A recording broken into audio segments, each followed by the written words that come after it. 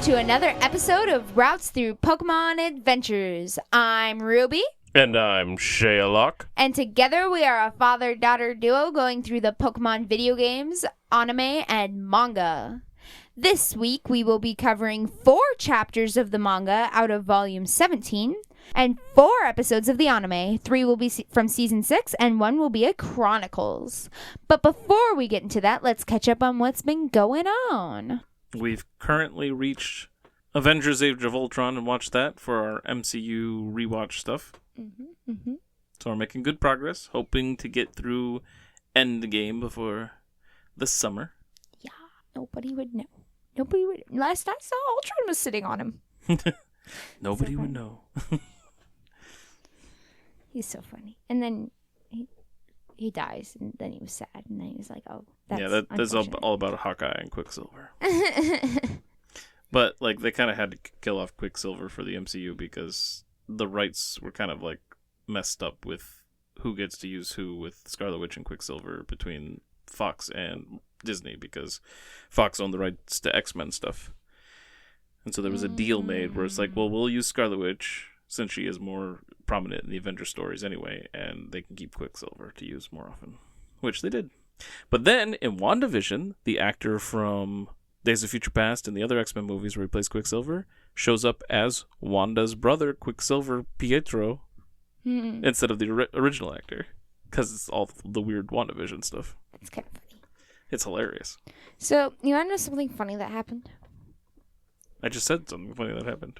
Yeah, that's something that funny happened from my story. Sure. Okay, so I was on the phone with Tiny Leprechaun. I told you we named him. Yes, I remember. And I was telling him how we have movie nights for every summer, and how we were watching through all of the Marvel movies because of Doomsday coming out, and how we were doing movie nights this summer and like watching through the Spider-Man movies and whatnot.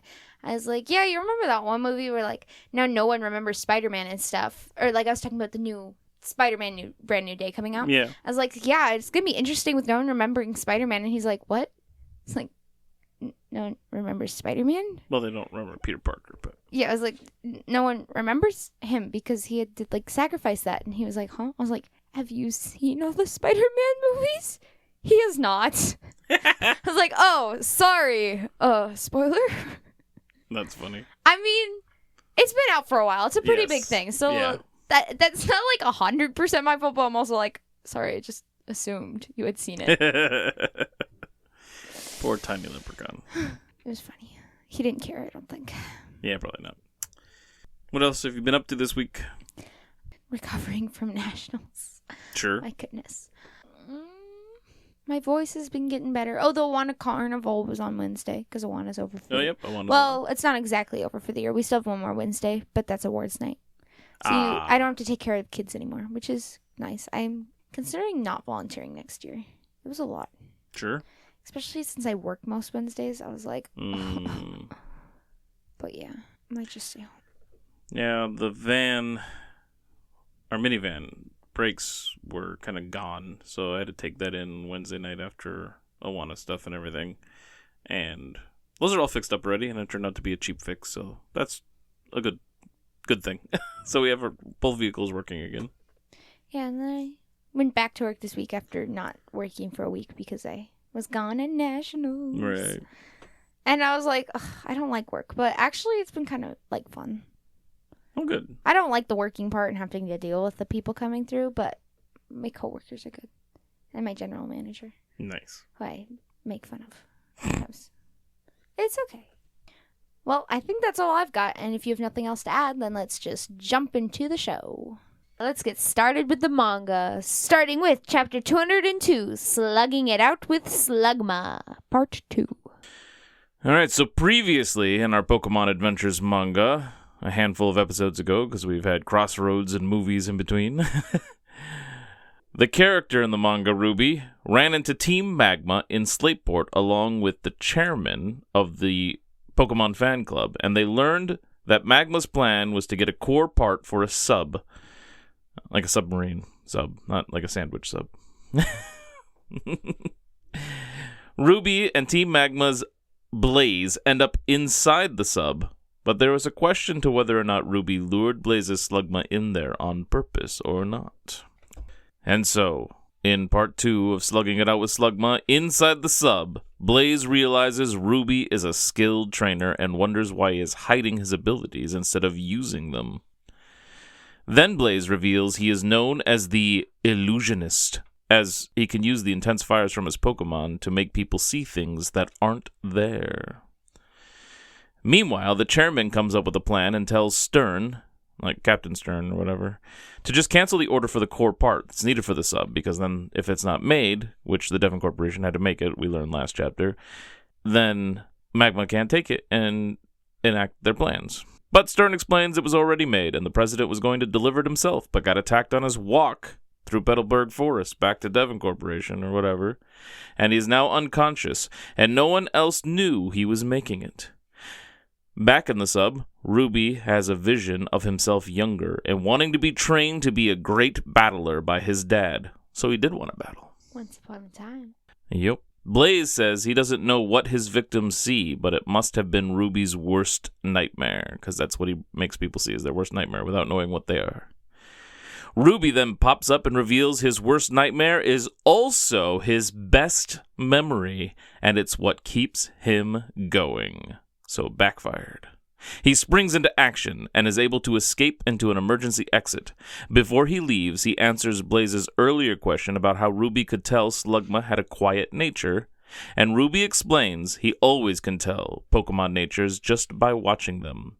It was something his dad taught him.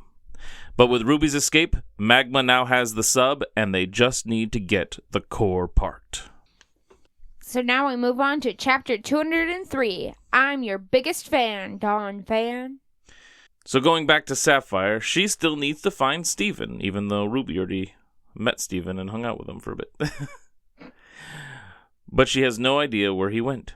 So she travels up Route 110, underneath the cycling area, and reaches the outskirts of Mauville City. There, she almost falls into a trap in the ground and is then surrounded by weird little robot things and caught by a tree robot. There, she almost falls into a trap in the ground and is then surrounded by weird little robot things and caught by a tree robot and delivered to the ones who likely designed them. It is Wattson and the trickster guy from the Trick House. Wattson and the Oh, I see. I was like... So yeah, it's Wattson and the trickster guy from the Trick House. And they thought they had finally caught a certain Dawn fan, but it was just Sapphire and her Pokemon. Turns out they didn't make the pit trap that she almost fell into, and so they decide it must be the entrance to the mysterious New Mauville. Which seems weird. Why would it be called New Mauville if it existed before? Because they explain that it's like this thing that was built forever ago, legendarily, so... It's like this ancient New Mauville. Like, there's a word for when you use two words that are opposite, like pretty ugly or something. I don't know what that word is. Oxymoron. Yeah, it's an oxymoron. Except it makes 0 sense. Alright then, we move on to chapter 204, Plugging Past Electric, Part 1. So Wattson and Tricky want Sapphire to show them where the entrance is, and she sniffs it back out, because she has a great sense of smell. Before they can explore, a bunch of kids show up and challenge Wattson to a battle. He defeats them, but gives them dynamo badges anyway for good battling. They had pizzazz. It was kind of funny. They're all just like, pew pew, yay, badge. Sapphire is disgusted, and when Wattson tries to give her a badge, she swats it away, wanting to win it for real. The badge sticks into Donphan, and that causes him to go on a rampage and chase them all over the place, and then they all fall into the trapdoor that leads to New Mauville. Old Mauville. Old New Mauville. Nold Mauville. It's Nold Mauville. Nold. Tricky explains that it was believed to be built by their ancestors, and they don't know why. Wattson ended up somewhere else when they all fell, so he can't explain all this to Sapphire. And Tricky says their hypothesis is that there are a lot of children in Mauville, and they figure it was the same with their ancestors, and there isn't a lot of room in Mauville, so they think they built New Mauville as a playground or something for the kids. Mauville? So this is why it's called New Mauville, because there was already Mauville, and they built this New Mauville, even though it was way back when. So it makes sense that it's called New Mauville. It's still just funny. Because that means the Mauville that they live in, even though it's probably been updated over the years, is still older than New Mauville. Okay, I see. Sapphire offers to help explore and learn about it, and it can substitute for her gym battle, and Wattson calls out his agreement. When they find Wattson, they discover a generator is out of control in sucking all the electrical energy out of the electric Pokemon. Then we move on to Plugging Past Electric Part 2. The generator seems to have Wattson captured and starts using the energy it has collected to fire upon the others. They start to feel weird and realize there is a strange magnetic field, and they realize that is why Donphan was acting crazy above ground. It was right around where... Just because the badge hit him. No, it was acting crazy before that. That's why they were trying to capture it. Oh. But then the badge definitely got it irritated as well. It was right around where the generator was, and Donphan was trying to warn them. They discover a pattern and utilize it when Sapphire borrows Wattson's Electrike to lightning rod the generator attacks, and then sends in Donphan to stop the machine. With it defeated, they discover an inscription that mentions a red button to push so they can play, and it was designed by Tricky's ancestor. Cute. The button activates the entire place, and it is a giant amusement park for the kids to play at. And then Sapphire leaves with the badge and a new friend, Fado, the Donphan, and there are 57 days left until the deadline. To be continued. So now Fado is registered in her party. Yep. She has 4 Pokemon, and Ruby only has 3. Which Pokemon does she have now? Can you remember? Let's see. It's not Torchic, probably, because that was May's Pokemon, right? Because she has one of the starters, right? Is it Torchic? Combuskin. Oh, it's Combuskin now. Because May has Torchic, right? Oh, so they did do the same. Okay. No, it's not Torchic. Out of the 3, you just guess the one that is. Okay, so Combuskin, and now Donphan, obviously, and then she also has... I expect you to get one of these. Maybe not the other one, but at least one. Did she catch these in the story? Or did she just start off the journey with them? I'm pretty sure she caught that one, but this one she started off with. Okay. And we discovered it later. Right. Oh, did she get one in Granite Cave by chance? To help her out with the Brawly battle, maybe? Pretty sure that's where this one's from? I'm not positive, I'm pretty sure. Okay. I doubt it's Wailord, because that's her dad's Pokemon. Or is Wailord in there too? That's her dad's Pokemon! But she's the one... using it. Like Ruby, Ralts is his Pokemon, but he doesn't have it right now. That's true. Alright. Alright. Do you know the 4th one? It's from the Granite. Is this the one that she caught? I think so. Let me see. Yeah, I don't know. Lairon. Lairon. Because I think she... Yeah, Lord and Combuskin guesses. Because she caught like an Aeron or whatever, but then it evolved, right? Probably. And then Ruby, Poochiana evolved into Mightyena, and Skitty evolved into Delcatty, and he has Mudkip, Marshtomp, because it evolved too. And that's it, because Ralts is elsewhere. Mm-hmm. Not Torchic. So he couldn't have Will. He didn't catch any Pokemon, did he?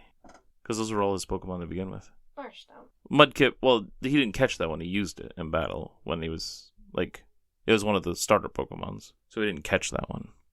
Yep, Pokemons. Alright, anyway, it's time to move into the anime. Starting with episode 313, or season 6, episode 38. A different kind of Misty. Does that mean we're getting Misty back? Yay! I hope so. Or Purasauru to mainan yama no todai. Or plus and minus, or plus and minus. Or Prasele and Minan, the mountain lighthouse. So this time, we start with a lighthouse. I love me some lighthouses. Yeah, lighthouses are really cool. I really want to build a little tower that looks like a lighthouse for like a part of the house. See, I think that'd be cool, but you're just going to use it as your office. It'd probably be the new recording studio. Then we should like record in the top and have windows on each side, and then I could be there while the sun sets. Exactly. And there would be trees in it. It looks so pretty. Yeah, it would be nice. Wouldn't that be nice? It'd be so nice. And we can install good heat and cool system. Anyway, I think this is the third or fourth prominent lighthouse, with one or two of them being used in like the same 1 and 2 being used in like 2 different episodes, and that was back in Johto with Jasmine Lighthouse. I was trying to remember what her name was. Because there were 2 lighthouses there, remember? Mm-hmm. And they were kind of prominent. The old lighthouse and the new lighthouse. Yeah, but the old one took most prominence. Did it? Yeah, because that's where... Was it? Yeah. Huh. The new one was much bigger and everything. And I don't think run by a Pokemon. I thought it was. I thought that was the one that they danced around in. No, I don't think so. Anyway. This lighthouse, weirdly enough, though, is in the middle of a forest on some mountain somewhere. Which is a weird place for a lighthouse. Usually you have them by water. Do you see any water near us? Well, again, mine won't be a real lighthouse. It just... We could put a big light in there, and then we could play Spotlight outside with it. Oh, but then people would have to be in the recording studio. Never mind. I thought. Anyway. But it'd still be cool. If we could design around it to protect the equipment in there for... Well, we would be able to, like, put the equipment where we wanted, like, staple it to walls. Or yeah, and if there's, like, cupboards or anything to lock or whatever, you know what I mean? Anyway. Or it could have, like, 2 levels. Yeah, yeah. And then we could shine it from the second level, and then if, like, you're playing or something, then, like, people can go up there. But, like, when on Bible study nights, we could do it from the second level. Sure. You have to build this now. We need money. All right. Money stinks. It's always in the way of getting everything. It really is. Anyway. So, yeah, if any of you listeners want to donate a bunch of money for us to build a lighthouse attached to my house, send it our way. We'll do whatever you want. We'll sing a song. We will not do whatever you want. That's a dangerous thing to say. Fine, I'll sing for you. Pokemon Johto. I have the Johto. I had the theme song stuck in my head because I started singing one of it. It was like, each step you try, it's one more step up the ladder. It's a whole new world we live in. It's a whole new way to see. It's a whole new place with a brand new attitude, but you still gotta catch 'em all. Be the best that you can be. Do do do do. Pokemon Johto. That was the first one of the Johto seasons. I know. It was a good one. It is, and it's the one that they had the best remake in the third movie. I started singing. I was like, "One more step up the ladder, brand new attitude." Those are a couple of my favorite ones. Yeah, yeah, it was good, and we're about to end our Heroes one that we've been enjoying. The next time we do anime, it will be something different. Anyway. I will forbode it. I will not like it. I will smash the TV. The big one. We sell our TV. We build a lighthouse. That will not be enough to build the lighthouse.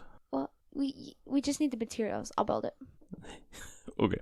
Now, this lighthouse, even though it's in a weird location, it is still there because there's a lot of fog in the area. On a regular basis, it seems. And there's a kid polishing a stone where you would normally have a light in the lighthouse. And then Team Rocket arrives to steal it. It is apparently called the Lightstone. And apparently Team Rocket knew about it, and they're there to take it. Which is kind of a weird plot for them. Like, they're actually doing, like, a villainous thing that they were after, specifically.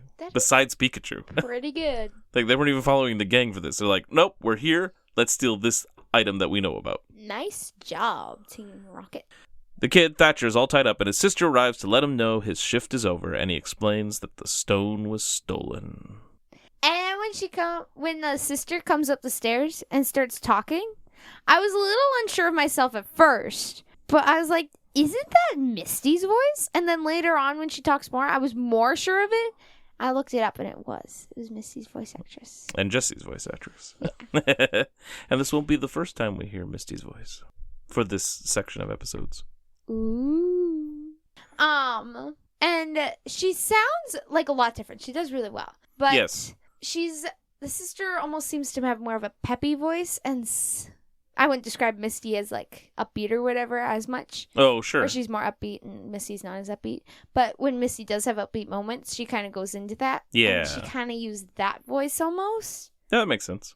And so like it was a little bit of Misty that I could tell. Sure. I mean, there's definitely certain inflections, and like when I listened to it later and stuff, I was like, oh, that is her, before you confirmed it or whatever.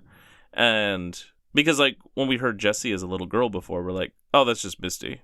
Jessie as a little girl is just Misty's voice. Pretty much. Yeah, I wasn't sure at this point, but I was like, that sounded like Misty that we saw. Yeah.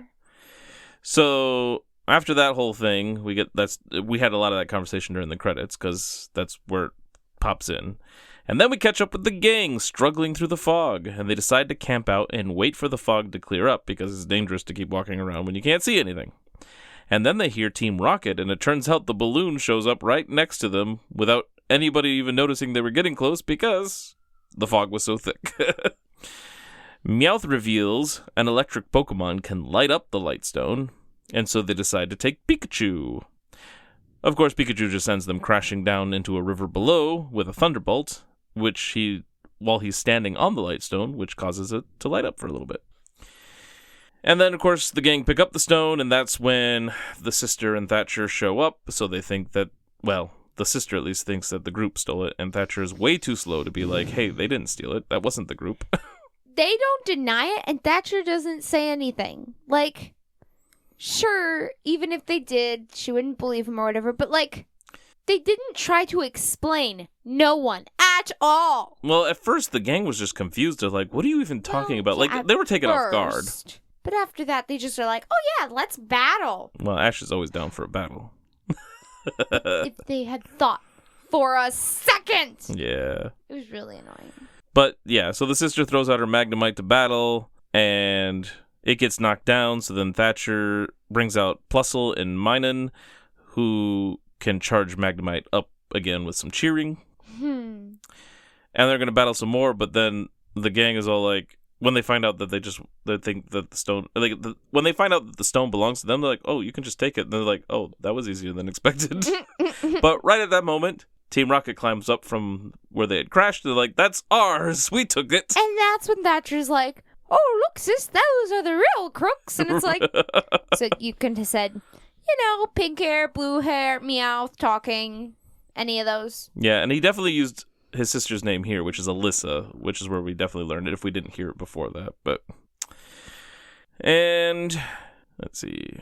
But then Pikachu just zaps them, and Team Rocket announced that. So Pikachu zaps them to send them flying off, and Team Rocket announces that with Jessie first, with the first word. Where? Blasting off again!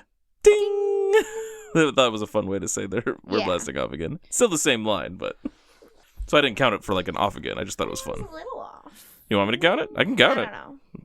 It feels countable, but I mean, it does. And I'm not going to argue right now for it, so you could. Okay, well, we'll think about it.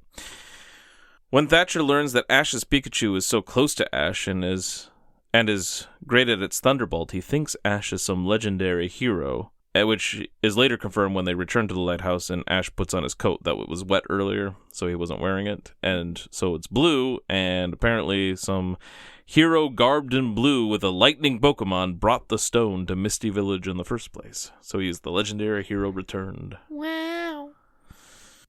I wanted it to be true and involve some Celebi time travel hijinks. I wanted them to confirm that, it was him, like, later on when he time traveled with Celebi or something. So cool. Right? That would have been super cool. Should have done that. Even if they didn't do it here, if they did it, I know they're never going to, but if they had it in, like, a later episode that he does that, and be like, this connects to way back then, that would have been pretty fun. But I'm absolutely positive nothing like that ever happens. Well, poo-poo on their heads. So then, at the village, Thatcher explains that he's never been able to battle with Plusle and Minun, who he got from his grandpa, and that they can just help other Pokemon. So he begs Ash to teach him, and Ash agrees. And despite Ash's training being somewhat silly, Alyssa thinks it's great for Thatcher's confidence. Then the fog is coming in again, and so everyone heads back to the lighthouse, and that's when we get our Who's That Pokemon trivia. This Pokemon's This Pokemon's round ears serve as loudspeakers. Any guesses? No, I'm Okay. so stumped. Team Rocket return in a busted bot Zapdos and with an interesting intro. And just for reference, the Zapdos did not confuse me even a little. What? Remember when the Zapdos showed up and I was like, Oh, that you thought it was actually a Zapdos for a split second? It was gonna zap the light stone or something. It I never mean, it's makes fair. sense. It's all about electric Pokemon and lighting it up. And Prepare for trouble as we swoop down from the fog. making it double is easy as falling off a log. What? I don't know. That's what he says, man. Team Rocket grab Magnemite and the stone, but then Pikachu and Ash get involved, and so Team Rocket swaps out Magnemite for Pikachu. Thatcher was supposed to use Plusle and Minun to battle and help, but Thatcher's doubts kept him from getting involved, and then he beats himself up over it as Team Rocket gets away. Well, I mean, it is his fault. I mean, no. I mean, he should have... It's his fault he didn't do anything, I guess, but it's who... Like, he might not have succeeded. He probably wouldn't have succeeded. Well, still, he shouldn't have done anything. Or he should have done something. Sure. Ash then tells Thatcher he isn't the hero, but that he does have a great relationship with Pikachu, and that Pikachu will still be able to hear him even though he's far away. What the heck? And so he calls out to Pikachu to light up the stone, which Pikachu does, which becomes a beacon for the gang to find them, and somehow during all that, Team Rocket never notices. Right, but the whole, Pikachu can hear me because we're best friends thing, that's, silly. It's either you're in hearing distance or you're not. The power of friendship. But these shows and a lot of anime and manga revolve around the power of friendship. It's like a magical thing. And then you can hear each other over 3 billion quadrillion miles. In your heart. Wow. I mean, that's what they're pushing right here. That's basically what they're saying. Well then, wow. And some people, some people are so connected that they do feel like when somebody that is far away that they're super connected to feels something, they feel like a sense of dread, like they're in trouble if they are or whatever. Like it's happened even within this family. Anyway, Team Rocket decide to have a victory picnic again because they would have not learned their lesson. win things if they could just fly away. Yep. And so, of course, Ash and Co. show up, following the beacon from Pikachu zapping. Thatcher jumps in with Plusle and Minun to help Pikachu charge back up because he exhausted himself keeping the stone lit up. And that gives Pikachu enough power to explode the Zapdos bot, and then Plusle and Minun spark attack the bot after it crashes down on the ground, and Team Rocket is blasting off again! Ding! The stone is returned, and Thatcher learned his lesson. Then Brock flirts with Alyssa, which he'd been doing pretty much the entire episode, and Max drags him off in a babysitting Brock.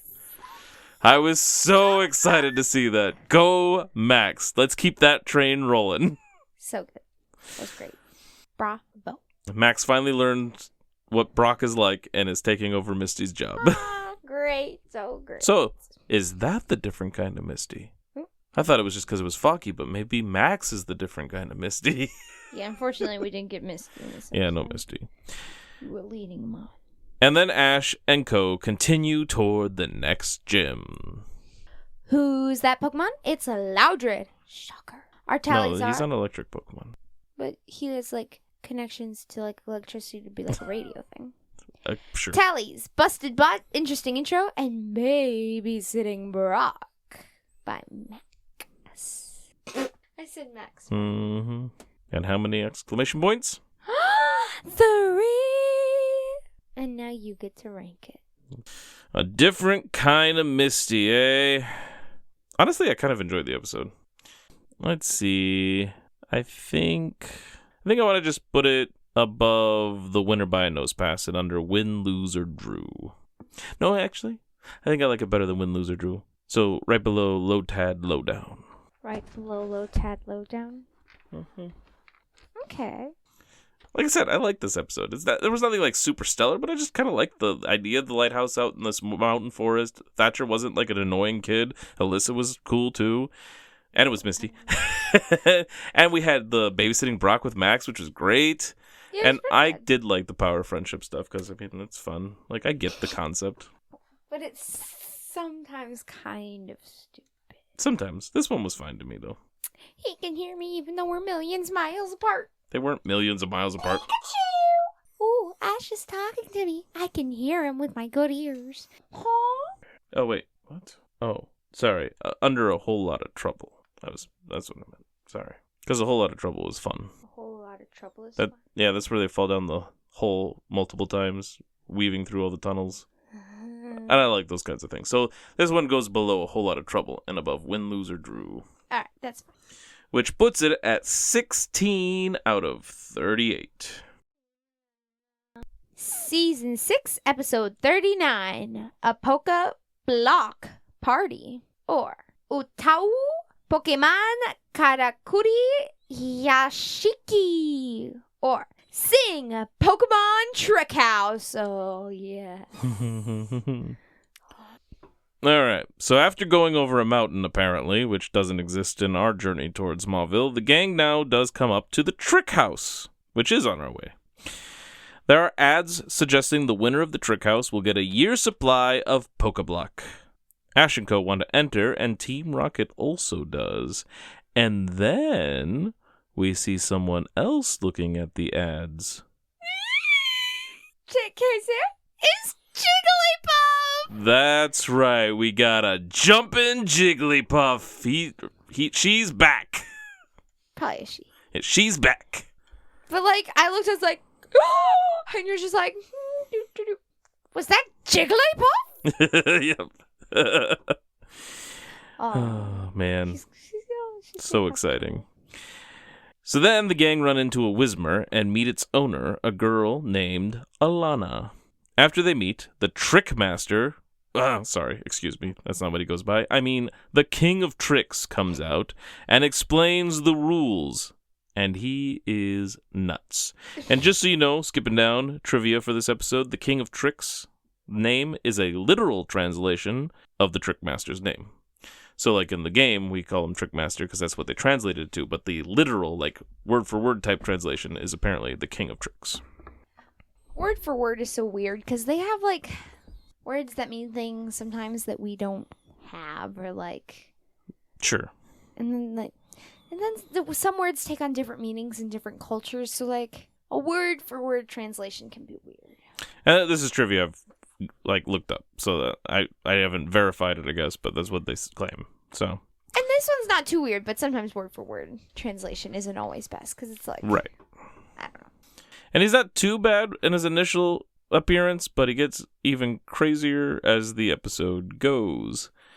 And Alana keeps making excuses for him. Like, May's always like, is this, like, normal, or is he always like this, or is this? And Alana's like, well, or maybe he's just eccentric, or whatever. But then it's really funny, because eventually, like, May says something and that's, like, extra crazy, and so then Alana's like, or he's just nuts. So, like, even hers are like, she's like, okay, maybe he is crazy, but, like, she's still always, like, hedging it further, like, away from where May's at. It's kind of silly, crazy, funny. Yeah. So, anyway, there are 3 entrances to this trick house, and Brock goes with Max through one, while the girls follow Ash and Pikachu through another, so we didn't even use the 3rd entrance. And when Team Rocket arrived... That was kind of annoying. It was annoying. I'm like, go... whatever. But it was fine, because I'm like, okay, they want to keep that group together. That's fine. But when Team Rocket arrives, I thought, okay, well, maybe they'll split up into 3, or at least somebody will use the middle one, and we never see if any of them use the middle one. I don't even think we see which ones they choose. And I'm like, come on! Somebody go in the middle. It doesn't mean anything, but still. It just... Especially since the gang was like, Brock and somebody will be a group. Ash and Pikachu will be a group. Brock Right. and who? Max. Brock and Max will be a group. Ash and Pikachu will be a group. May and Alana, yeah. Alana will be a group. So separate if you're groups. God, yeah. Well, it was kind of interesting because Max is like, I want to go this way. Brock's like, I'll go with you. And then May and Alana are like, we're going to go together. And then so they didn't say where they were going to go. They're just like, we're going to go together. And so then Ash and Pikachu are like, well, we're going to go this way. And the girls are like, we're going to follow you. I guess then it wasn't exactly groups. They're just like, we're going to be together. Yeah. It doesn't matter if we're in it Basically. with other people, but we're just going to be together. However, before Team Rocket makes their choices, they have a conversation about their disguises, because they're disguised as like junior trainers or campers or like whatever. And Jessie's like, you lied. There isn't an age limit, because she was led to believe they had to be younger or something. And James is just like, well, I never get to use this costume. So funny. He just wanted to use the costume. So that was amusing. So they all enter the trick house, and it starts off with a maze. Jigglypuff is also happily running around inside. Jigglypuff go in the middle? Maybe. James and Meowth are together, and they spot the Whismur and have a boss fantasy about stealing it for the boss to use as like an alarm clock. That'd be so annoying. Oh yeah, let's just hear to wake me up. Help. Well, and they come up with that because they have the Pokedex entry, which is I think the same one from Sapphire. Like it's almost word for word from the Sapphire Pokedex entry for Whismur. That the more it cries, yeah, the louder it cries, it scares itself. It scares itself and keeps crying until it falls asleep. Yeah. It's so annoying. It's just a baby. Babies do that too. Yeah, I don't in particular like waking up to crying babies. I don't know if anybody likes waking up to a crying baby. All right. I don't like waking up, period. Well, you wake up better than your brother. I'd get up myself, usually. Mm-hmm. So after their boss fantasy, Alana separates from Whismur because there's a fork in the path or whatever, so she sends Whismur ahead in one direction. So James and Meowth use the opportunity to steal it. One Direction? That's a band. It is a band. Jessie then sees the group and tries to take Pikachu, but Jigglypuff shows up and sings them all to sleep and draws on their faces. I'm a little annoyed because Ash seems to be like, oh no, he seems scared because he's seen Jigglypuff before, but he's not as like explaining or like suggesting to anybody else he's seen it before. He explained it after they woke up. Did he? Yeah, but the way they talk about it, and then they do it again later, it gets explained again. Because Max wasn't part of the first group that got knocked out, so the Max is asking questions that suggest that they were talking about it. Like, so Jigglypuff just does this every time? Because so obviously they were talking. Okay. So it is explained. I was a little annoyed with Ash, because I'm like, run, boy, you know to run. You've learned this, come on. It would have been funny if he ran and let everybody else just fall down. That would have been hilarious. I could so see it being like menacing Jigglypuff cornering him and like puffing up or something. Oh man. Hilarious. Anyway, so they all fell asleep and got drawn on because that's what Jigglypuff does. And when they wake up, maybe even before that, they're looking for Whismur. Like, where did Whismur go? They're trying to find it, but it's not going well. And then they reunite with Brock and Max and find a secret exit out of the maze, like a false wall kind of thing. And they get out, but then James, Jessie, and Meowth also reunited and found a different false wall and got out of the maze. And when they come around the corner, Alana sees the Whisper. She's like, oh, thank you so much for bringing my Whisper back. You found it. So there's a happy reunion for them. And of course, Team Rocket's like, oh, wait, what? And then Jigglypuff shows up again and sings everybody to sleep. Again, except one. One didn't fall asleep. Yes! Whismur actually stayed away. And Jigglypuff was thrilled. Mm-hmm. They kind of danced together a little bit and everything. Yeah, Jigglypuff was like, Jigglypuff? Because it was like gonna get mad and then it's like, what? Yes. And when everybody wakes up, they are all drawn on again, except for Whismur. And then Max reveals the information of why, because apparently Whismur has the ability to be immune to sound moves. Because it puts itself to sleep. Yeah. So that was kind of cool. And now I'm interested to try Whismur out with like Screech, which lowers defenses, but it's a sound effect, and Sonic Boom, and especially things like Sing. I wonder if it is immune to it. Because Pokemon have abilities now in this third generation. So. Oh, well, you're telling me. My bad. Then we get our Who's That Pokemon trivia. This Pokemon attacks using its sword-edged tail. Any guesses? It's sword-edged tail. Does it mean like a literal sword for a tail or just a sharp tail? I'm guessing like a sharp-edged tail. I don't know. Do you have any guesses? Well, I know what it is. What do you mean you're guessing? You know what it looks like. I can't, like, okay. What? I don't know. I don't pay that close enough attention. Sword-edged tail. Like, having a sword edge means it's not just pointy. It has, like, an edge, like a blade almost. Yeah. So that's all. So I was wondering if it had like a little blade for a tail. I mean, probably, I guess. It just doesn't necessarily have the same coloration you would expect from a blade. You're confusing me even more. Okay. I'm just saying it doesn't, like, look like a metal thing. You know what I mean? Because it's the same color as the rest of the Pokemon, I think. So, like, if it was an Aaron, would you say it was like... It's not it does not have a sword-edged tail. No, I'm not... If it was, would you say that if Aaron had a sword-edged tail... Then it probably would definitely be a blade, because he's metal Pokemon. Yeah, but would you say it was, like, the same coloration as... Probably. So it would be a lot closer, yeah, because he's supposed to look like metal. Is it, like, water or grass Pokemon? No, definitely not. No. Is it, like, a steel-type Pokemon? It's not. No. I'm pretty sure the typing is poison. Poison. Mm-hmm. It's either normal or poison, but I'm pretty sure it's poison. Like a bee. This is a Hoenn Pokemon. I was saying like a Pichu. I would consider that, at least, because I think that is more... It's more pointy. Well, I think it is... Yeah, it's not edged, but the coloring, too. Have we caught this Pokemon yet? No. No, okay.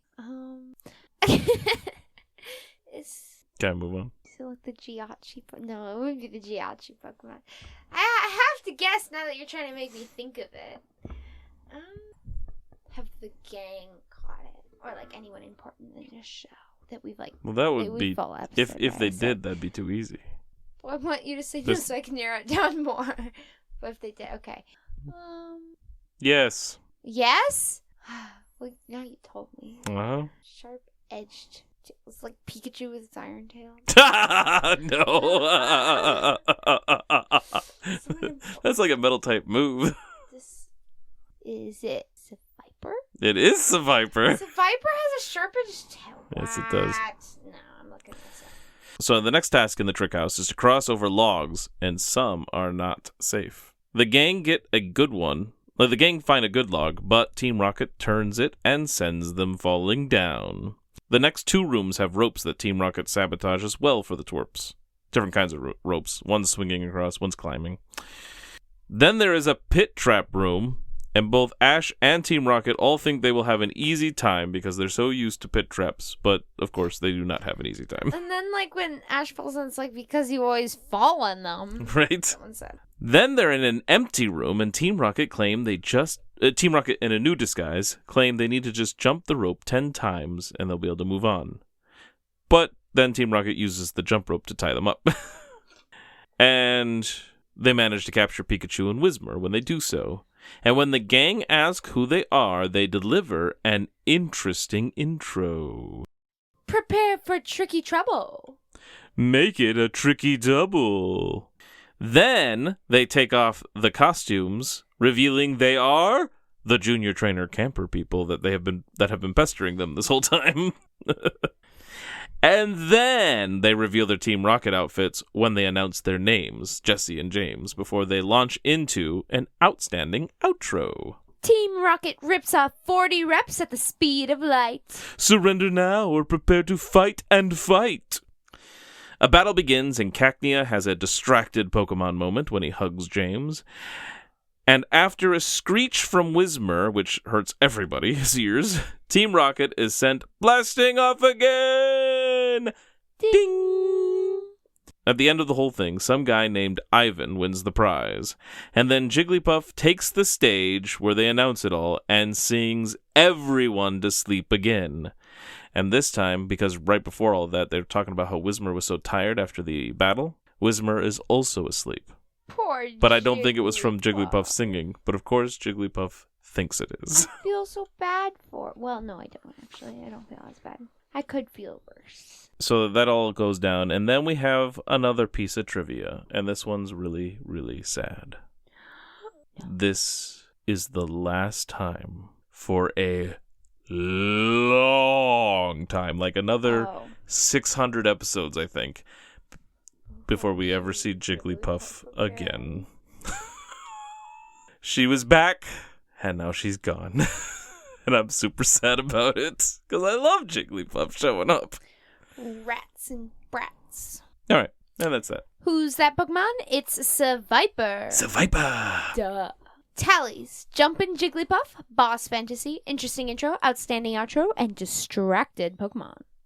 We had an outstanding amount of 3 exclamation points. Woohoo! Now you rank it. You rank it. Now I rank it. It was a pretty good episode. It was fun. Goofy. All right. Trick Master was bizarre. Right below Abandoned Ship and right above Stairway to Heaven. Unless you think it goes lower. It could go lower, I suppose. Oh, way up there, huh? Okay. Unless you think it could go lower. Oh, that's fine. So that makes a Pokeblock Party number 13 out of 39. Now it's time for Season 6, Episode 40, which is the finale. Season finale. Season, no, same difference to me. Okay. One more step to the weird season. What? Oh. With the weird animation. Oh, I mean, we're always taking another step towards it with every episode. But that's like a day, and this is like a decade. Okay. So sad. I don't want to leave this season. I like the theme song. I mean, it's still going to be the same group and stuff. We're still in Hoenn. We're not leaving Misty and Brock behind. At least we got Brock back, but we're still missing Misty. Anyway, for the titles, Watts with Wattson, or Kinsetsu Jimu, Tessen no Dengeki Batoru, or Kinsetsu Jim, Tessen's Electric Shock Battle. Well, Kinsetsu must be Mauville. Is Tessen Wattson? Maybe. I don't know. The gang arrive in Mauville City Gym for Ash's 3rd badge. The door opens by falling over and turning into a rail ride, and Wattson announces over a headset that they've come to a place where fun never ends. Wattson is living vicariously through the youngsters. The door platform crosses some water and then back onto rails through another door and right into a busted bot of a Raikou. Raikou? Sure. And Pikachu blasts its head off. And then he seems a little intense. Like he seems like really like charged up, not electrically speaking, but it turns out also electrically speaking. So then Wattson and his assistant, Watt, arrive to welcome. What? Watt. What? Watt. What? Arrive to welcome them. When we catch up with Team Rocket, they are standing at a door that leads into a possibly abandoned power plant, and it looked kind of similar to the last power plant they all had been at with when Chikorita becomes Bayleaf or something, I think. That whole one where they're running around and Jigglypuff's in there and stuff. Jigglypuff? In the abandoned power plant. You remember that one? And then yeah. The entrance looked very similar to that one. It did. You're right. I was like, what? Team Rocket planned to make it their their first secret base, since the other ones failed. But there are a bunch of Magnemite and Voltorb inside, and so they're scared right back out. And they're going to leave, but Meowth has a boss fantasy about bringing those electric Pokemon to Giovanni for free electricity. I mean, that one's not a terrible boss fantasy. Agreed. At the gym, the match is about to begin, and Watt announces that each side will use 3 Pokemon, and all need to be defeated. Wattson is going to use Voltorb, Magnemite, and Magneton, which is, I think, the exact same lineup from the game for Ruby and Sapphire. Mm-hmm. It's a little bit different in Emerald. There's 4 Pokemon, and the Magnemite is replaced with an Electrike, I think. Electric, yeah. Anyway, Ash starts with Pikachu, and they kept highlighting Pikachu's face, which had like the red line over its nose too, which indicated something was off. And he was just, his face didn't look weird, but it looked intense. Yeah, he was like ready to go. And he really was ready to go because he takes out each of Wattson's Pokemon with a single hit. Thunderbolt, Thunderbolt, and a big old thunder. It was pretty impressive. They were big blasts of electricity. And Wattson was like, what the? And then Wattson's just like, oh, sorry. Go ahead. Watson's just like, oh, what? Okay. And he acts nice and gives Ash his badge. He's a little less jolly, but he's just like, okay, here's your badge. Nice job winning. Haha. Yeah, he didn't do a big laugh like he kept doing throughout the rest of it, and he wasn't loud and rambunctious like before. And then But he was good about it. He was good about it, but we see that he's sad afterwards. Yeah, for he's sure. hurt inside, and he's just like, how? And he's hurt because he realizes he's just getting too old and not doing well anymore. Or is what he thinks, anyway. Poor dude. But right after he's gone, Ash is freaking out because Pikachu doesn't look good and he's burning up. And then we get our Who's That Pokemon trivia. Oh, and also, before that, he got his gym badge, and we're not even like halfway through the episode, which was quite shocking. Yeah. We were pretty sure there was going to be a rebattle. But there's not. No. Spoilers.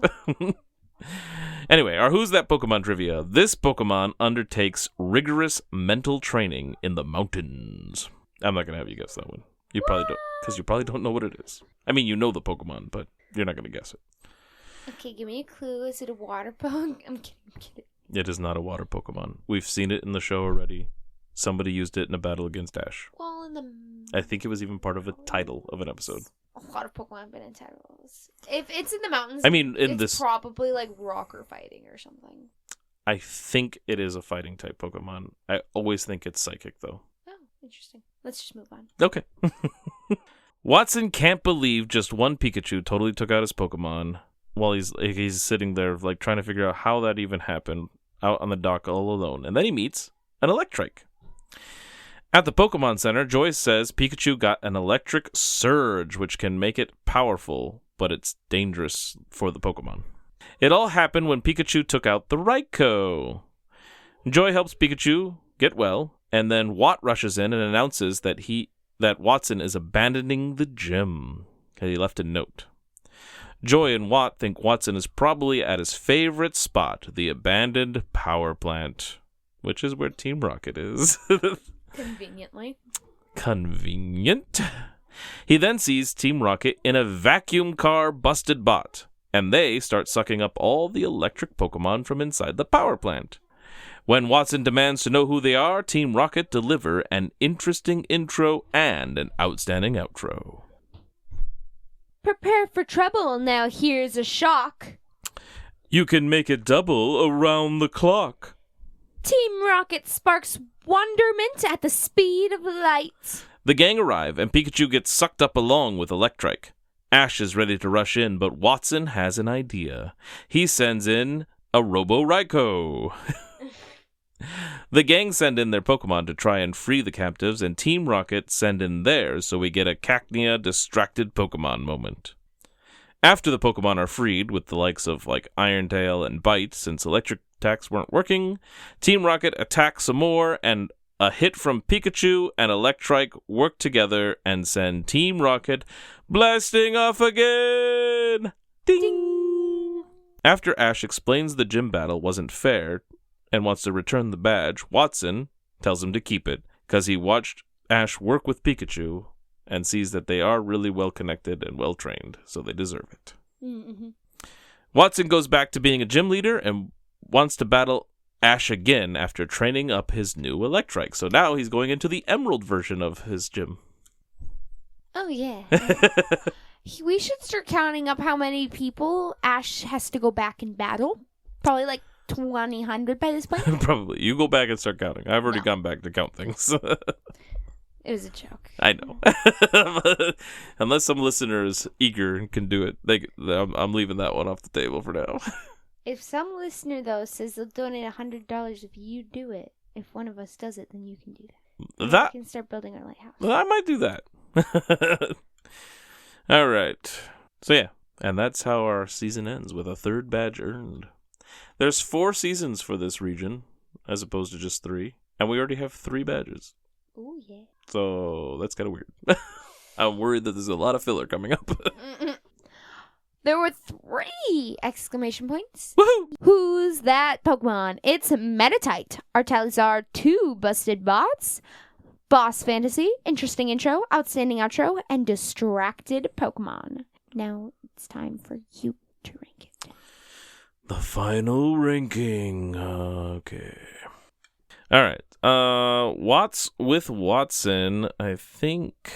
I mean, it was fun. Not a top one, probably. Let's go with. We'll put it right under a 3-team scheme and right above the seal of approval. Yeah. That's good. That's good? Yeah. So that makes Watts with Wattson number 28 out of 40. And it's interesting because, like, except for maybe some of the annoyances of, like, the very, very bottom ones, a lot of these episodes were actually pretty enjoyable. And now, since we have finished this season, it is time to adjust our rankings. So let's go over again what they do. So we have a repel, which can reduce it down to 5. Like we can go 1, 2, 3, 4, 5, right? For a repel? Yeah. Is that? Oh, yeah. Or is it just 3? Yeah. No. That's 5? Okay, so repel can put it down up to 5. A lure can either bring something up 1 or down 1, or can be used in conjunction with a Pokeball. Down 1? I thought it was down 3. Was it? Okay, I can't remember. You're right. It can go down 3 or up 1, or you be used in conjunction with a Pokeball. A Pokeball can raise up something by 1. A Great Ball can raise it up by 3. An Ultra Ball can raise something up by 5. And we get 1 Master Ball for the entire Hoenn region, which we can use here, but then we couldn't use it on any other list. And that can move it all the way to the top if we wanted it to, but it doesn't have to. Right? Yes. Okay. I think I did a good job. Okay. Let's start with the negatives. Okay. Do you want to go first, or shall I on the repel? I don't know. I can, I guess. Okay. I repelled in the nicker of time. Yeah. I'm pretty You didn't sure like you it were as going much to as use me. something on it. I didn't use anything on it. Really? Yeah. Shocked. So you're repelling a nicker of time. Are you doing the full 5? The full 5. Oh, right. I thought it was 3. It could go right below or above that. Oh, wait. I have to decide. Mm-hmm. It could go above that one. Okay, so just under. So it's just going down 1, 2, 4? Yeah. All right. So that moves in the nicker of time from 23 to 26. I used my repel. I said above it. So isn't that 3 spots? Oh, that is only 3. You're right. It is Okay. 3 spaces. I You're just right. want to make sure we were doing it right. I used my repel on Stairway to Devon. Ooh. I never understood why you liked that one as much as you did, but I didn't like it. I almost put it down. I was like, oh, but Daddy liked that one. Ha! No, it was you that liked it more than me. Are you sure? Mm-hmm. I didn't touch that one because I was like, Daddy's episode. That's hilarious. Nope, it wasn't mine. All right, so then Do the full 5 then. I was planning on doing the 5. I just double checking. All right, so yes, I'm knocking it down all 5, putting it under the winner by a nose pass then. You like that episode? So that makes Stairway to Devon going from 14 down to 19. All right, did you use your lure as a negative? No.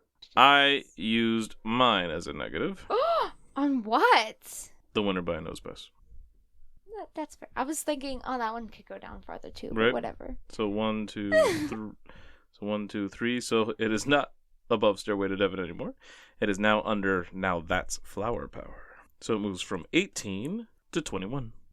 All right. So what did you use your lure on? Did you attach it to a Pokeball or did you use it by itself? It has to be used in conjunction with a Pokeball or Great Ball or Ultra Ball. It doesn't have to be. I thought you said that it can't be used with a negative, but it has to be used with a positive. I was almost confident. No, it can be a negative 3, or it can be a positive 1, or be used in conjunction with a Pokeball. Okay. Or maybe it can only be used positive with a Pokeball. I don't know. I don't know if that's what we did before, but I thought that was the rule. let's make it the rule today. Okay. I used it as a negative anyways.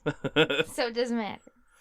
Okay, so you're using it with a thing. Well, I guess then what did you use your Pokeball on? Hope this doesn't annoy you, but I used it on Trees of Crowd. Yes. I almost did. No. And I changed it. I wanted it up, but I needed to move something else. So I'm like, I guess it's going to be number 2. So you moved it where I wanted it. So you're good to go. You did not annoy me. So that makes Trees a Crowd our new number 1 when it was number 2. Cute. So I'm going to use the full 1 on it. Oh, okay. That makes sense. Mm-hmm. All right. My Pokeball I instead used on a ruin with a view because out of the ones that suck down there, that one I felt definitely belongs above the 3 that actually suck. Oh, really? Yeah. Yeah, I think it goes. Because I enjoyed that, but almost everything above it I really like as well. So I'm like, it doesn't need to go any further than that, but it has to get above You Said a Mouthful. Because that one was a clever idea, but really annoyingly executed. Which one was it? Which one what? A mouthful. The Pelipper. Like, it's a good idea, but they didn't do it right. So, a ruin with a view jumps up from 39 to 37. My colors could do. Alright, so I should probably do my Great Ball first then. Since you just went first now. Oh, I got my colors back. We're good. Okay. So, I am using my Great Ball on Abandoned Ship. Because I love the monster movie feel of that one. Oh, that's pretty good. So that's going to go up 1, 2, 3 to above Seeing is Believing, but still under a Mudkip mission. So it went from 13. No, it went from. Was it 13? No. 12? I don't know. 12 to 9? Yeah, 12 to 9. All right.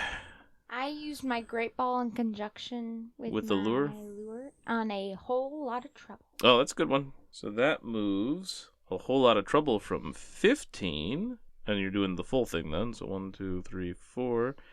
So it goes above All in a Day's Wurmple. Goes from 15 to 11. I think I made a mistake on my math earlier too, but just so. All right.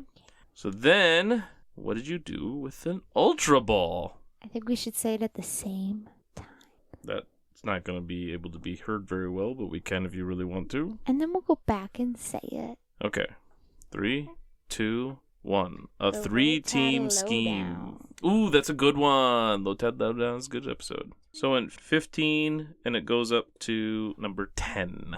And I got to move my 3-team scheme from number 27 to right underneath the winner by a nose pass. Which I'd probably flip those too if I could, but I cannot. So that makes it number 22. What would you flip if you could? I would move 3-team scheme above a winner by a nose pass as well, but I cannot. Which is fine. It's just the way the cookie crumbles. But that is now our final ranking of Season 6 episodes, with the only change in the top 5 being Trees a Crowd went from 2 to 1, which we both agreed upon. We should do the top 10. Top 10? I can go over the top 10, which is changed up. So the top 10 now is The Low Tad Lowdown, Abandoned Ship, A Mudkip Mission, On a Wingle and a Prayer, A Poached Ego, which is where Wheezing and Arbok left. Turning Over a Nuzleaf, A Tale with a Twist, You Never Can Talo, Get the Show on the Road, and Trees a Crowd. And the whole list will be available on our Facebook page. And actually, when I do the season ones, I post it everywhere. So I'd make a special image for it. So it'll be on X and Instagram as well. So you can all see the updated list, our final rankings of Season 6 on our socials. But we still have one episode to cover, because even though we finished the season, there is a Chronicles that supposedly fits right in here. Supposedly. So, we will go on to our last episode for today. Pokemon Chronicles, A Date with Delcatty. Or, Kasumi Shinken Shobu Inochi Kakemasu. Or, Kasumi fights for real, risking a life. And if everybody remembers, Kasumi is the Japanese name of Misty! We do get Misty in this episode. Not where we want her, but it's fine. Well, she's in charge of the Cerulean Gym. Till her sisters get back. And we also... So this is the third Chronicles episode that features Misty. So obviously they felt like, we can't just abandon Misty completely. We got to keep up with her. So why didn't they just keep bringing her along? Because she had to fulfill a different role. And, I mean, are you sad that we get more Misty? No, I'm mad that we have less. Yeah, but we thought we weren't getting any more. And so, really, you gotta be happy that these exist. Yay! Do I sound enthusiastic? No. We catch up with Misty at the Cerulean Gym, feeding her Pokemon. One of Misty's sisters comes down, I think it's Daisy, and is apparently back from shopping. And Misty mentions the three sisters have been back from their vacation for weeks, and she still barely sees them. What? If they've been back for weeks, then Misty should be going to rejoin Ash by now. No, because they talk about how they're very happy that she has taken full responsibility for the gym. No! We're never gonna see her again. Except we do keep seeing her. What? With Ash? Oh, They're a well. cute couple. At a fast food restaurant, two familiar-looking people arrive and place an order. It's our favorite teaming rocket duo of Butch and Cassidy. It's our favorite. I mean, I know that it annoys you with Butch, so I say that, yes. You get so annoyed about Butch. Oh, I mean Biff. I mean Bart. I mean, what? They get a secret message device in their fries, because apparently the person running the restaurant is in league with them. She had that menacing look, like she knew what they were talking about. Yeah, it was like, hi, what can I get for you? We want fries with a prize. Fries with the prize. Okay, I'll have that right out for you. So anyway, the Vice has a message from the professor guy that I worked with before. I can't remember his name. It's like Nanda or Namba or something like that. I think Namba sounds about right. They both sound good to me. Anyway, and he gets Butch's name wrong again, calling him Biff. And their new mission is to apprehend a Delcatty that is owned by a young boy somewhere near Cerulean City. Then we cut to a girl and her Meganium arriving at the Cerulean Marine Stadium where the Electabuzz baseball team will be playing. That's right. We are aiming to have a rockin' reunion with Casey. It's not there yet, but we're about to get there. Oh, Because she hasn't reunited yet. Well, We also get another rockin' reunion with Tracy. Tracy and Casey. Casey and Tracy. starting to show up consistently, though, so I don't know if we can always call this Rockin' Reunion if he always shows up in the Misty episodes. Well, out of the 3 Misty episodes, there's only been 2 of them. I know, but if it stays with the majority, like a big majority, Yeah. then I think we shouldn't count it. Well, we'll tackle that when that becomes a problem. So far, it's not. It's only twice. But both times, he showed up at the same time as a girl from Johto that they've met before shows up. And so Tracy shows up to bring food from Professor Oak. And Casey arrives at the gym and has another song for her team, like another team song or whatever. And then a Pelipper delivers a letter to Misty from somebody named Giorgio who wants to meet Misty at the lighthouse. Another lighthouse. We should build that lighthouse. I think I could. Okay. Like, build it sturdy. Just get me the supplies and I'll get on it. Right. Tracy gets talked into cleaning the pool while Misty and Casey head to the lighthouse. And he's complaining about always being a nice guy. Poor Tracy. Giorgio shows up and he wants to go on a date with Misty. Aww. And I had to wonder, is this the guy from Gold and Silver that she's on a date with? Mm-hmm. Because we never get a good look at him or anything and know who he is. So Ooh. Misty, of course, declines, but Giorgio says she is the most beautiful girl he's ever seen, which is something that works on her because she's always being talked about how she's not pretty. Then we get a Psyduck sighting as he comes out and blushes at Misty to show he knows that it's working on her. Probably because he's psychically connected. So cute. Giorgio has tickets to take Misty to the baseball game, and Casey wants the tickets. Then Giorgio suggests having a battle, and if he wins, Misty goes with him to the game. The battle is 1 versus 1, and Misty uses Corsola against... What does he have? Surprise, surprise! Delcatty. He's the boy with the Delcatty. What if Misty wins? Then, I don't remember what he said. He just... Then he'll never go after her again or that's ask right. out her on any more dates or anything like that. He'll just stop. Yep. But before the battle can get going, Delcatty is snatched up by Butch and Cassidy with their modified motto. I'm sorry, who? A Biff and Cassidy. Biff. That sounds a little bit more familiar. All right, prepare for trouble. And while you're at it, make it double. Here's our mission, so you better listen. To infect the world with devastation. To blight all peoples in every nation. To denounce the goodness of truth and love. To extend our wrath to the stars above. Cassidy. And Butch.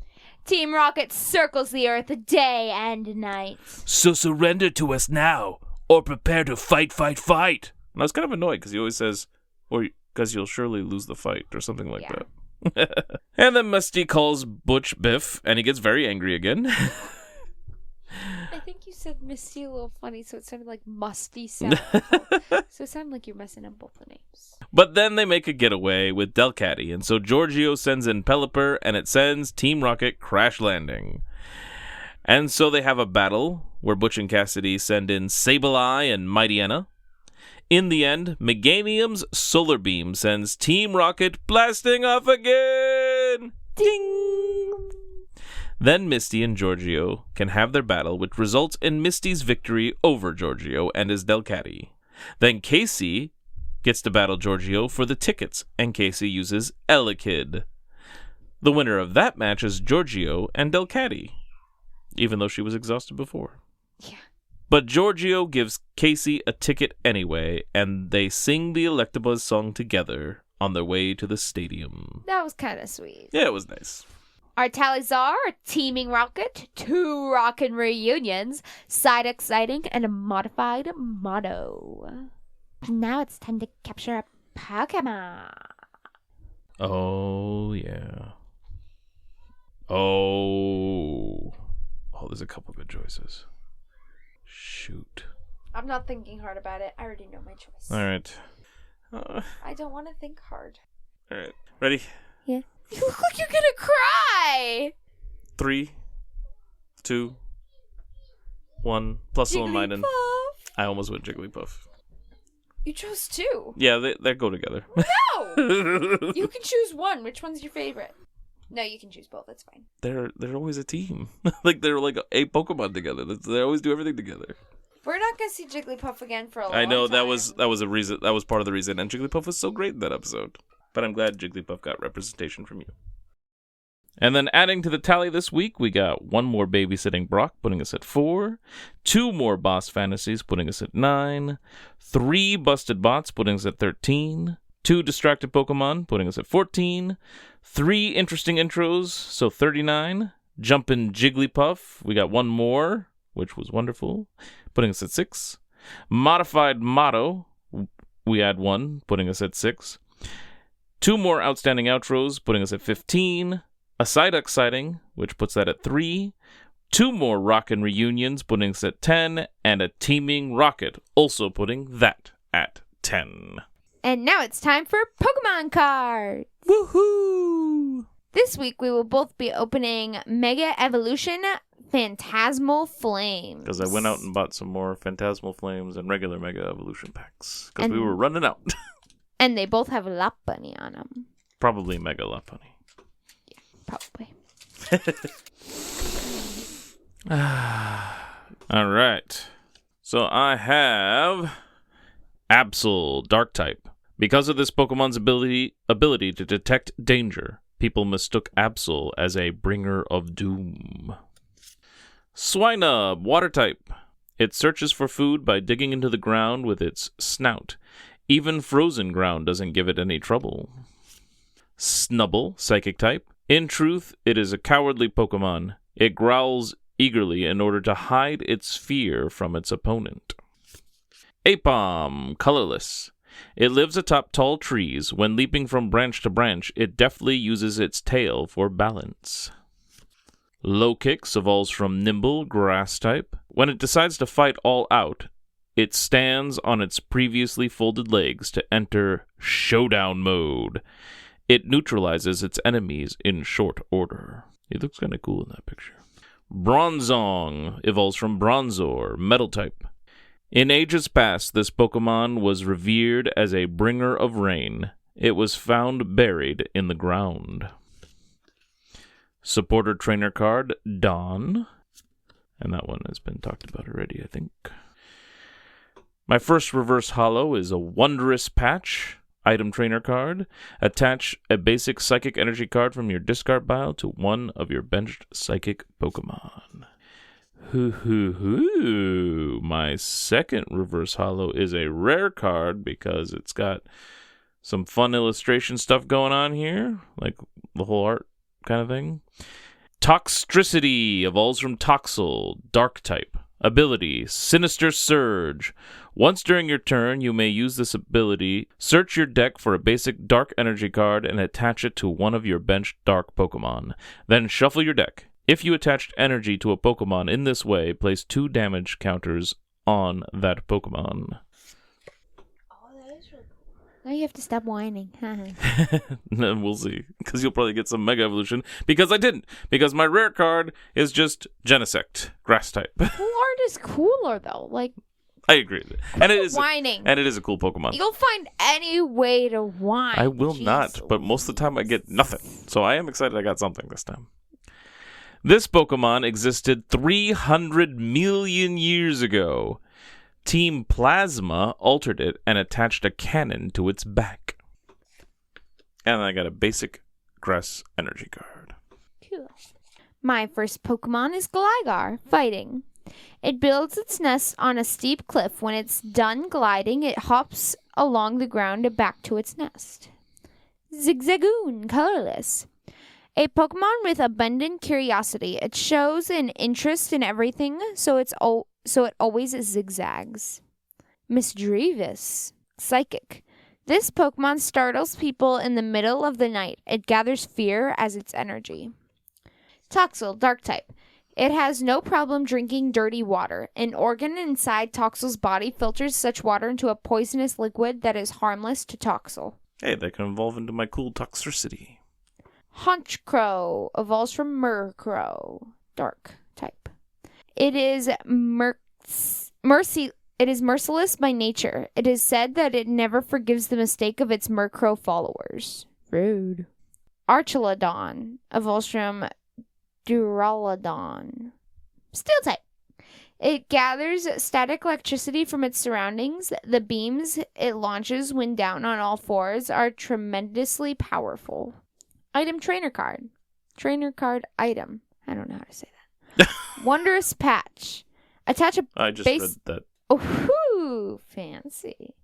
My first reverse holo is also a rare, and it is Moltres, fire type. Ooh. There are stories of this Pokemon using its radiant flame cloaked wings to light up paths for those lost in the mountains.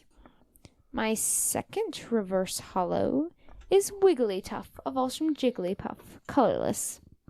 It has a very fine fur. Take care not to make it angry or it may inflate steadily and hit with a body slam. What the heck? You're kidding. Did you get a rare version of Moltres too? Like the rare card was Moltres? Yeah, but this one has a shiny edge. Because it's the rare card in the back, yeah. As opposed to just a reverse holo. But other than that, they're exactly the same. That's pretty funny, actually. You need a picture of this one too? No. Take a picture. Okay. Oh, and for both my Moltres is a fire type. Oh, perfect.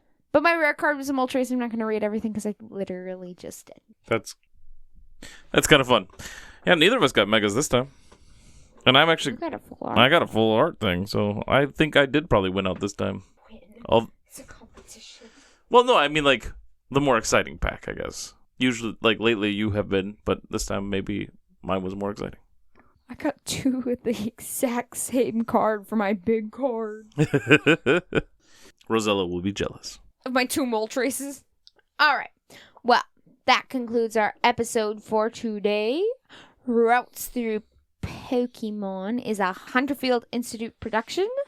You can find us on Spotify, Amazon, Apple, and other podcasting platforms. We're also on YouTube at the Hunterfield Institute channel. Just look for the Routes Through Pokemon playlist. And wherever you find us, please like, subscribe, rate, review, and leave us a comment. If you want to get in touch with us, you can email us at hunterfieldmanor@gmail.com. You can also find Shea Locke on Instagram at kinetic_card or on X at HunterfieldIns. There he posts our Who's That Pokemon segments twice a week, as well as what's coming up, the more interesting cards we pull, and things like that. Those also show up on our Routes Through Pokemon Facebook page, where he also includes the latest Pokemon catches from our games, as well as our current tally counts and episode rankings, so you can keep up with those. Next week, we will be back to Ruby, Sapphire, and Emerald as we hunt down the 4th Hoenn Gym and explore with our new bikes. Thank you so much for listening, and we will catch you on the next route. Bye-bye. Sayonara.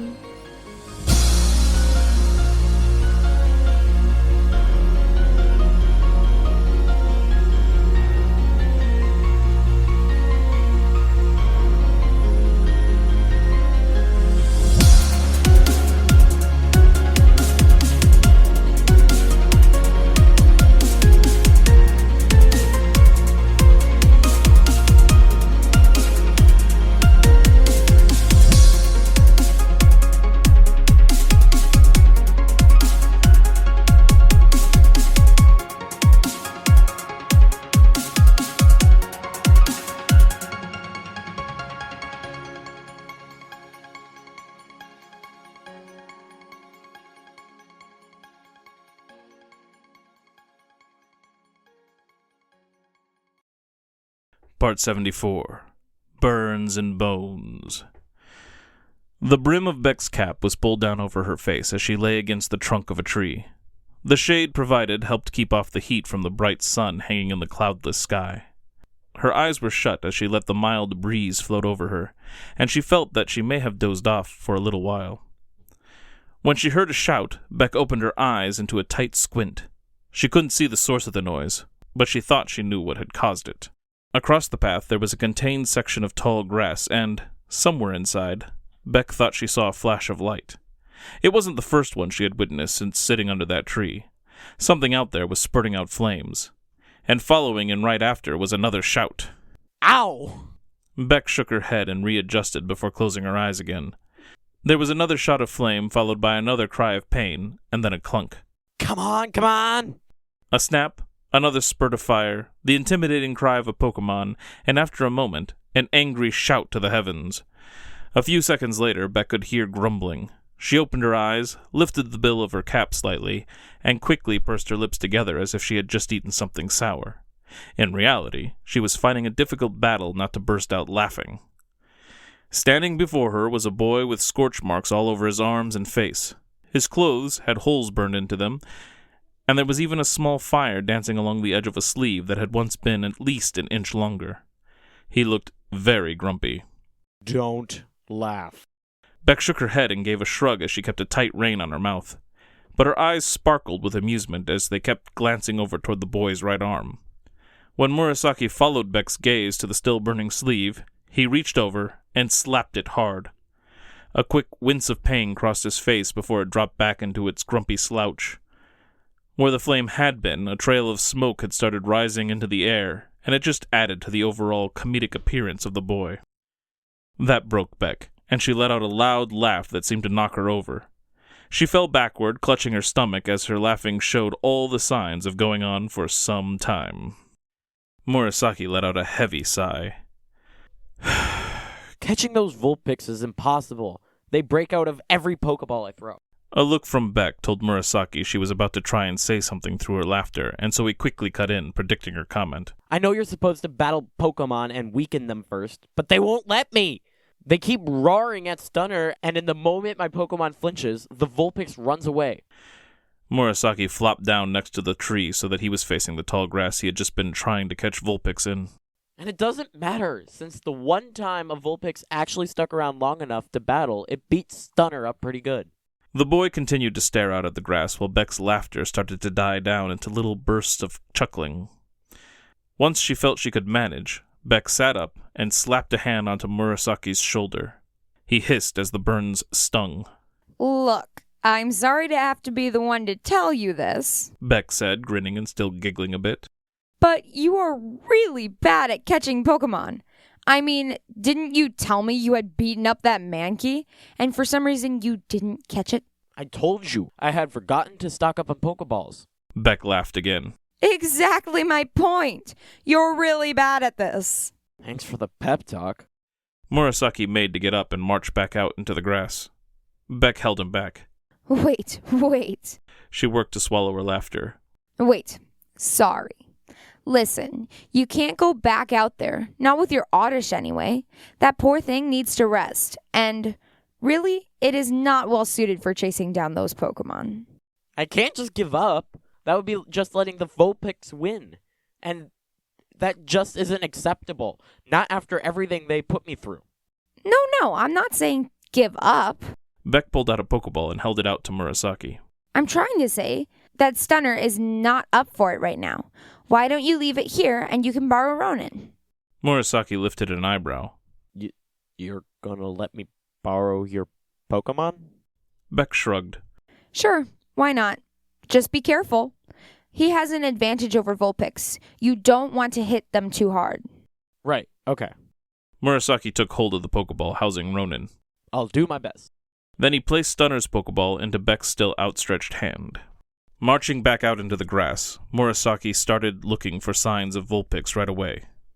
There were other Pokemon out there, and any of them that dared to attack. Murasaki was pleased to find Ronan the Cubone not only capable of dealing with them, but willing to listen to the commands he was issuing. The first encounter with a Vulpix was over very shortly as it roared at Cubone and vanished into the grass again. However, the second time, it started shooting fire at the ground Pokemon. Cubone took one swing of its bone club and Vulpix already was struggling to hold its ground. After it broke free of the first Pokeball Murasaki sent at it, the boy was afraid the Vulpix was going to make a getaway again. But it remained long enough for Murasaki to give it another go, and this time, the Pokeball's seal clicked. Vulpix was caught. I got it! Murasaki leapt in the air in excitement. Take that, you slippery little... Another Vulpix had emerged and shot flames at Murasaki, catching his pants on fire. Cubone rushed in, swung its club at Murasaki's legs, and knocked the boy right onto his back. A couple more hard thwacks of the bone, each causing the boy to cry out in pain, and the fire was out. A minute later, and Murasaki was back at the tree holding 2 Pokeballs. Beck was failing at hiding her amusement once again as she asked, Did you get it? Murasaki did not answer. Instead, he stretched out his arm and dropped Ronan's Pokeball onto the ground in front of Beck. Then he plucked up Stunner's Pokeball and started to march away with a limp. This revealed the giant hole in Murasaki's pant leg that showed off his burnt and bruised calf. Beck burst out laughing once again, and she nearly lost sight of the boy before she recovered enough to get up and chase after him as they headed back toward Lavender Town. To be continued.